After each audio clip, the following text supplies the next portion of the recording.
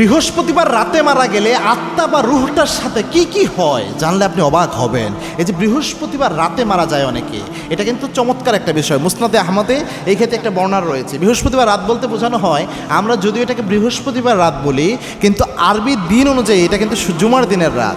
অর্থাৎ আরবি অনুযায়ী আপনার মাগরিবের পরেই দিন পরিবর্তন হয়ে যায়, কিন্তু আমরা রাত 12টার পরে দিন পরিবর্তন মনে করি, কিন্তু না, আপনার আরবি অনুযায়ী মাগরিবের পরে, অর্থাৎ মাগরিবের পরে বৃহস্পতিবার দিন শেষ হয়ে মাগরিবের পরে যে রাতটা, এটাকে আমরা যদিও বৃহস্পতিবার বলছি, এটা জুমার দিনের রাত। এদিন যদি মারা যায় একটা ফজিলত রয়েছে, এই রাতে বা দিনের বেলায় যদি মারা যায়, জুমার দিনের বেলা।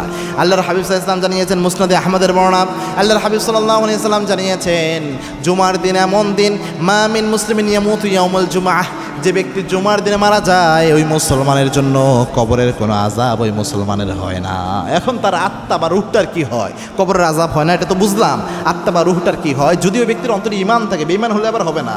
ঈমান রয়েছে, ঈমানের তামান্না রয়েছে, শাহাদাতের তামান্না থাকলো, অথবা ঈমানের চেতনা ছিল, এই ব্যক্তির ঈমান যদি থাকে, তাহলে যেটা হয়, বারা বিন আজিজ রাহিমাহুল্লাহ তিনি বর্ণনা নিয়ে এসেছেন, এই ব্যক্তির আত্মা বা রুহ কিন্তু আপনার হয় ইল্লিনে চলে যায়, না হলে সিজ্জিনে চলে যায়। ইন্নাল আবরার লাফি ইল্লিন, যারা নেককার হয় তাদের রুহ চলে যায় ইল্লিনে মানুষ যখন মারা যায়। আর যে ব্যক্তি কাফের, ফুজ্জার, ইন্নাল ফুজ্জার লাফি জাহিম, এবং আরেক বর্ণনা এসেছে সিজ্জিনের মধ্যে ফুজ্জার, ফাসেক ফুজ্জার, যারা পাপিষ্ঠ, যারা ইসলাম বিরোধী, কোরআন বিরোধী, মানুষের উপর জুলুম করে, আল্লাহর কোরআনের বিরোধিতা করে, একামতের দিনের বিরোধিতা করে, এদের রুহটা চলে যায় সিজ্জিনের মধ্যে।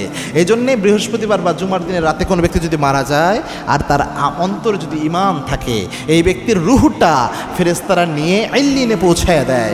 সম্মানিত ব্যক্তিদের সাথে এই ব্যক্তির রুহটা চলে যায় ওই জায়গায়, এবং কবরের আযাব এই ব্যক্তির হয় না।